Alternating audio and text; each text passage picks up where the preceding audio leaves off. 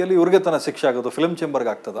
Film ಚೇಂಬರಲ್ಲಿ ಹೆಂಗೆ ಅಂದರೆ ಅದೇನೋ ಹೇಳ್ತಾರಲ್ಲ, ಎಮ್ಮೆಗೆ ಜ್ವರ ಬಂದರೆ ಓರಿಗೆ ಬರೆ ಹಾಕಿದ್ರು ಅಂತ, ಹಂಗಾಯ್ತು ಇವ್ರ ಕತೆ. ಯಾಕಂದರೆ ಇಲ್ಲಿ ಏನಾಗ್ಬಿಟ್ಟಿದೆ ಅಂದರೆ, ಯಾರು ಇವತ್ತಿನ ಸಿನಿಮಾ ಮಾಡುವಂಥವ್ರು ಯಾರೂ ಇಲ್ಲ, ಎಲ್ಲ ಸ್ವಲ್ಪ ಹಿಂದೆ ಸಿನಿಮಾ ಮಾಡಿರುವಂಥವ್ರೆ ಕೂತಿರೋದು. ಅವ್ರಿಗೇನು ಇವತ್ತಿನ ಸಮಸ್ಯೆಗಳ ಬಗ್ಗೆ ಗೊತ್ತಾಗಲ್ಲ. ಕೊಡಲಿ ಮಾನವೀಯತೆ ದೃಷ್ಟಿಯಿಂದ ಅಲ್ಲಿ ಹಣ ಸಹಾಯ ಮಾಡಲಿ, ನಾನು ಅದ್ರ ಬಗ್ಗೆ ಬೇಡ ಅಂತ ಹೇಳಲ್ಲ.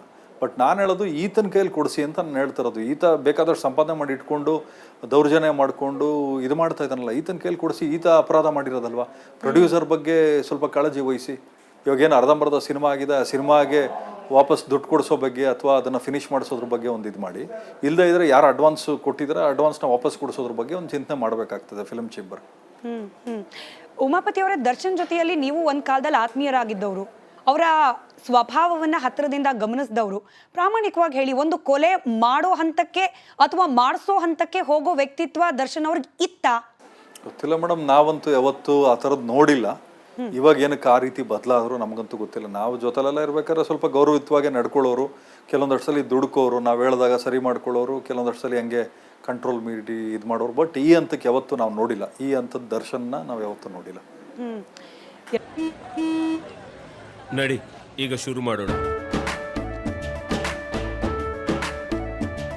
ಕೇಸರಿಯಿಂದ ಮನೋಲ್ಲಾಸ ಮನಸ್ಸು ಮತ್ತೇರಿ ಕುಣಿದಾಡಿದೆ ನೋಡು, ಮನಸ್ಸು ಮತ್ತೇರಿ ಕುಣಿದಾಡಿದೆ ನೋಡು.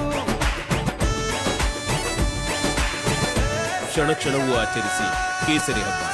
ವಿಮಲ್ ಬಾಯಲ್ಲಿ ಹೇಳಿ ಕೇಸರಿ. 2011ರಲ್ಲಿ ಅವರ ಪತ್ನಿ ಮೇಲೆ ಹಲ್ಲೆ ಆದಾಗ್ಲೇನೆ ಅವ್ರಿಗೊಂದು ಪಾಠ ಕಲಿಸಬೇಕಾಗಿತ್ತು. ಅವಕಾಶಗಳ ಕೈಯಲ್ಲಿತ್ತು. ಪೊಲೀಸ್ ಡಿಪಾರ್ಟ್ಮೆಂಟ್ ಆಗಿರಬಹುದು, ಪರ್ಸನಲಿ ಅವರ ಫ್ಯಾಮಿಲಿ ಮೆಂಬರ್ಸ್ ಆಗಿರಬಹುದು, ಅಥವಾ ಚಿತ್ರೋದ್ಯಮ ಆಗಿರಬಹುದು.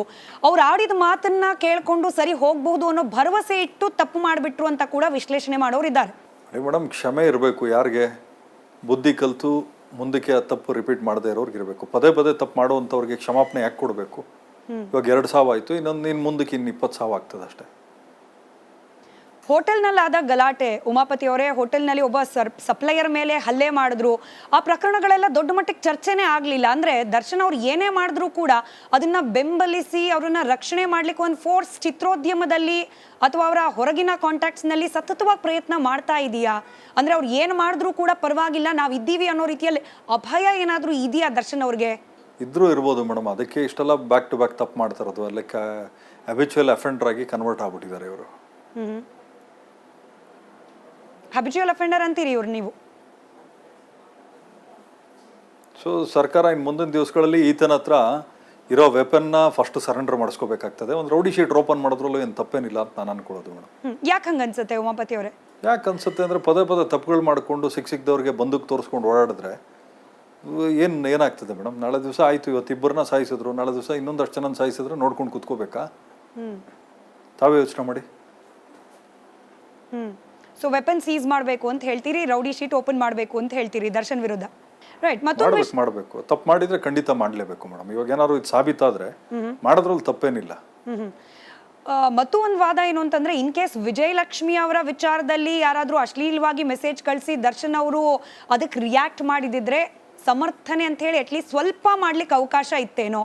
ಆದ್ರೆ ಪವಿತ್ರ ಗೌಡ ಅವರು ಲೀಗಲಿ ಏನಾಗ್ಬೇಕು ದರ್ಶನ್ ಅವ್ರಿಗೆ ಅನ್ನೋದು ಗೊತ್ತಿಲ್ಲ. ಯಾಕಂತಂದ್ರೆ ಪವಿತ್ರ ಗೌಡ ಲಾಯರೇ ಹೇಳ್ತಾರೆ 100% ಅವಕಾಶ ಇಲ್ಲ ಮೇಡಮ್.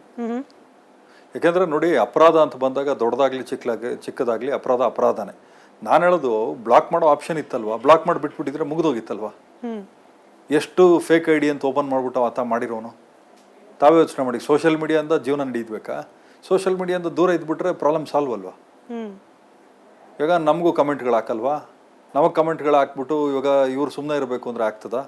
ತಪ್ಪು ಇವ್ರು ಮಾಡೋರು ತಪ್ಪೇ, ನಾವು ಮಾಡೋರು ತಪ್ಪೇ ಅಲ್ವಾ?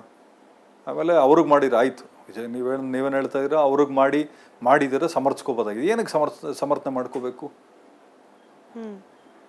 ದರ್ಶನ್ ಅವರಿಗೆ ಕೊಲ್ಲೋ ಇಂಟೆನ್ಷನ್ ಇರಲಿಲ್ಲ. ಪವಿತ್ರ ಗೌಡ ಅವರು